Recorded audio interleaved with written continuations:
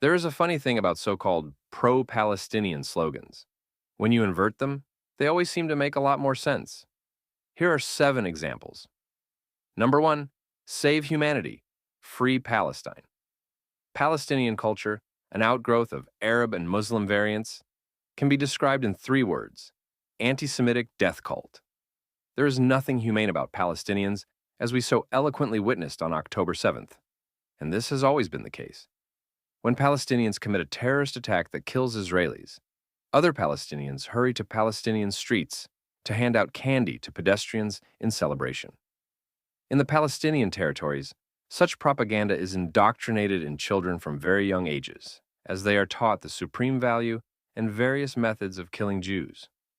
In United Nations schools, mosques, and other government-sanctioned venues, they learn to glorify hatred and nurture violence.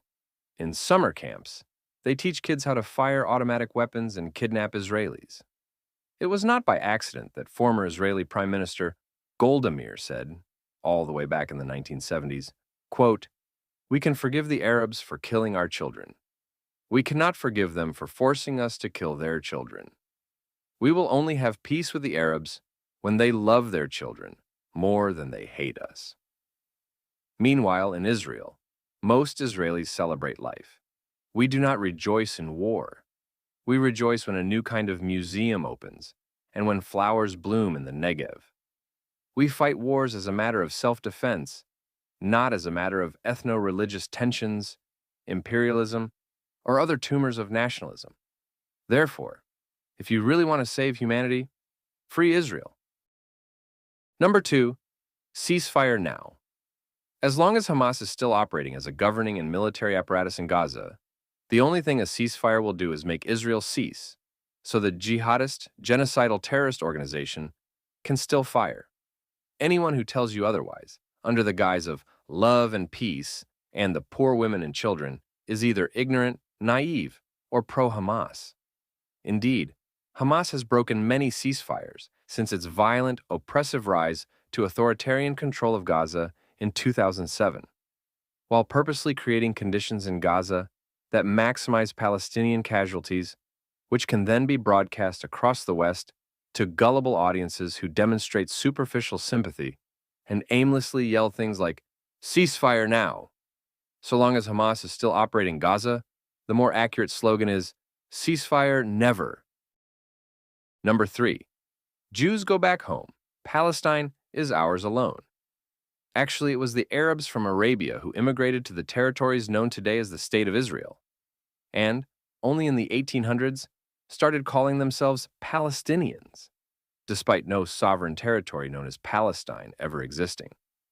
And when Dr. Israel Kligler, a Jewish microbiologist, eradicated malaria from the region during the 1920s, many Arabs moved from other places in the Middle East to British-era Palestine.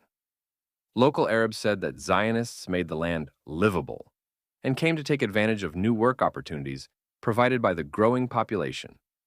Even then, many Palestinians did not want their own state prior to Israel's declaration of independence in 1948. They wanted to be a part of Greater Syria. It was only after the State of Israel was established that Palestinians pondered statehood, not alongside Israel, but in place of it. That is like a teacher asking 2 kindergartners, Jack and Jackie, if they each want a popsicle. Jackie says yes, and Jack says no, with a smirky attitude. When the teacher gives Jackie a popsicle, Jack screams out in torment, "But I want a popsicle!" So the teacher gives Jack a popsicle, and what does Jack do? He pushes the popsicle into the teacher's face and tries to grab Jackie's popsicle, while demanding, "I only want this one." That is the crux of the Israeli-Palestinian conflict. Everything else is commentary. As such, the real slogan should be, "Arabs go back home to Arabia. Israel is ours alone."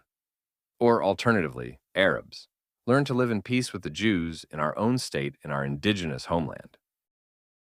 Number 4, no peace on stolen land. Back in the 1800s and early 1900s, the Jews who arrived to Ottoman-era and then British-era Palestine purchased dunams, land area in parts of the Ottoman Empire, including Israel, from landlords. The now Israeli city Petah Tikva was founded in 1878 by ultra-Orthodox Jewish pioneers who bought properties from two Christian businessmen. In 1882, Hayim Amzaleg purchased 835 acres of land from Mustafa Abdallah Ali Dajan in what is today Rishon LeZion, an Israeli city south of Tel Aviv, which created, quote, a convenient launching pad for early land purchase initiatives, which shaped the pattern of Jewish settlement until the beginning of the British Mandate, according to Roy Merom, an Israeli historian and historical geographer. Sir Moses Montefiore, famous for his intervention in favor of Jews around the world, established a legal colony for Jews in Ottoman-era Palestine. In 1854, his friend Judah Turo bequeathed money to fund Jewish residential settlement there. Montefiore was appointed executor of his will and used the funds for a variety of projects, including building the first legal Jewish residential settlement and almshouse outside of the old walled city of Jerusalem in 1860, today known as Mishkanot Sha'ananim.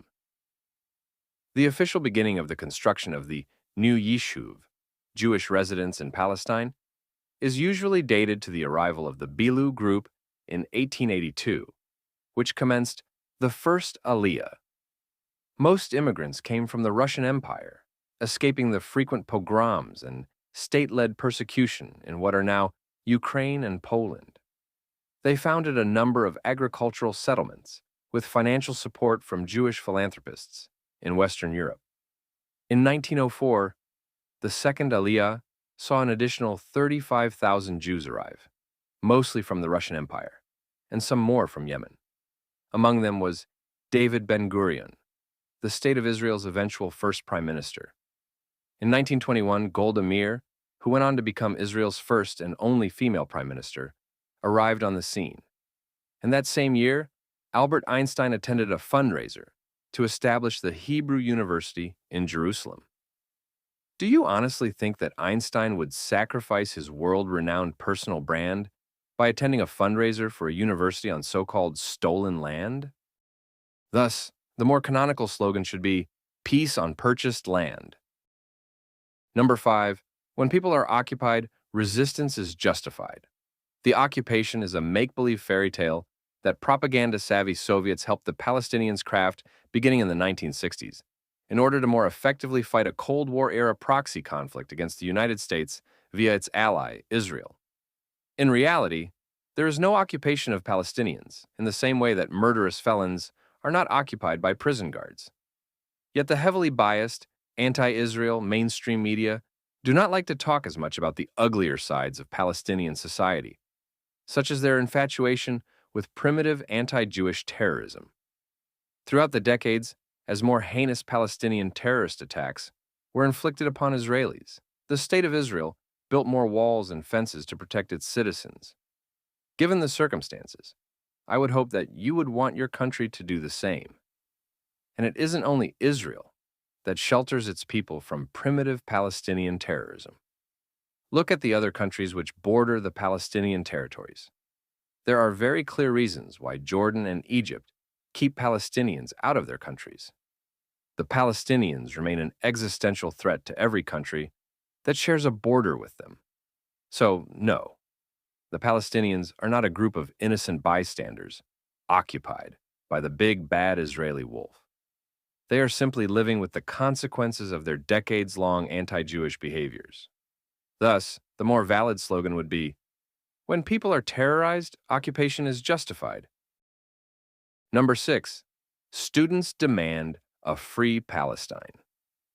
Western schools and universities have been increasingly infiltrated by pro-Palestinian propaganda designed to subvert Western norms, values, and ideals by putting on a far too high, faulty pedestal an overstated quote-unquote refugee group that has nothing to do with anything. As one of our guest writers, Shauna Small, put it, institutions that were once a place for intellectual discourse and learning have evolved into dangerous, radical petri dishes, which breed anti-Semitism, disguised as anti-Zionism. Ideas can no longer be challenged, since every course of study has begun to embed an ideology that is working to divide people and demonize select groups.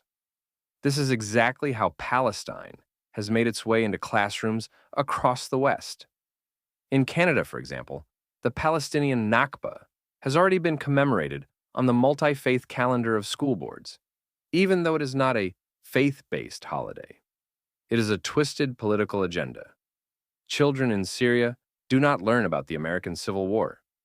On July 1st, students in Jordan do not commemorate Canada Day.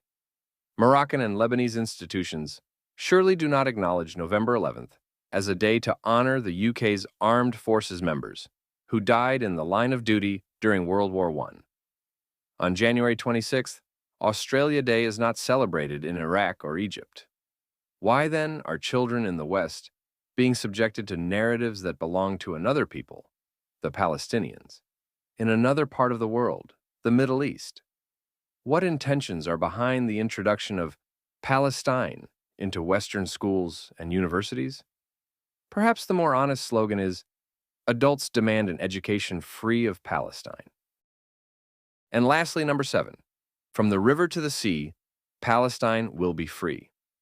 I'll leave this part to one of our guest writers, Elissa Wald, who wrote, Ernest Bevin, the Foreign Secretary to Britain during the decade of Israel's inception, and no friend of the Jews, went to the British Parliament in February of 1947 to explain why Britain had succeeded in fulfilling the British mandate for Palestine to create sovereign states in the Levant on behalf of the Arabs, with the creation of Transjordan and Iraq, but was failing to fulfill it on behalf of the region's Jews. His Majesty's government has come to the conclusion that the conflict in the land is irreconcilable, he told them. Bevin went on to explain that in this land between the river and the sea, there were two groups, Jews and Arabs, and each of them had a cardinal priority.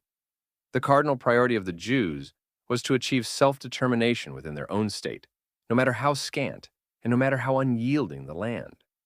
The cardinal priority of the Arabs was to prevent the Jews from having any parcel of land for a state, no matter how tiny or undesirable. That was true then, and it is just as true now.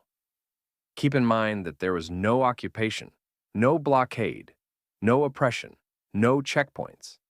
For that matter, no state of Israel.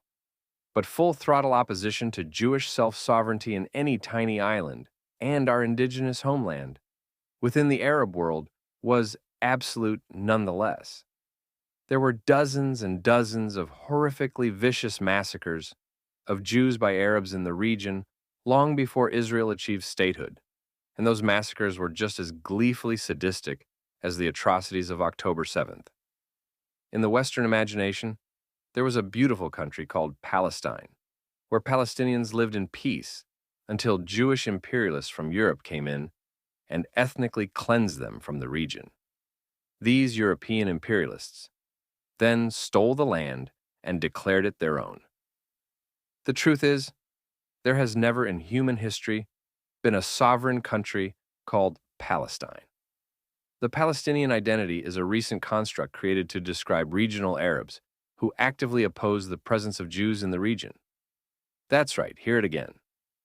It is an entire identity based on opposition to the region's Jews. There is no conceivable interpretation of from the river to the sea that does not mean the eradication of Israel, the Jewish state. Do not allow yourself to be gaslit on this front. Just as white supremacists will insist that the Confederate flag is about heritage, not hate, there are plenty of people who claim from the river to the sea is a peaceful chant. But there is no angle from which it can be read that way, not even if you squint. It was really quite an extraordinary PR trick when Israel was, and still is, cast as the Goliath in this region, that an infinitesimally tiny and universally persecuted minority who had just gone through the Holocaust managed against all odds to drive out the region's British colonizers and resist the joint genocidal attack of Syria, Iraq, Lebanon, Jordan, and Egypt was nothing short of miraculous.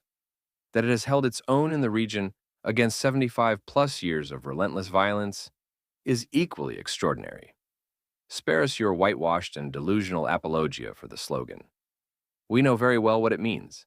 If anything, the slogan should be, From the river to the sea, Israel will be free.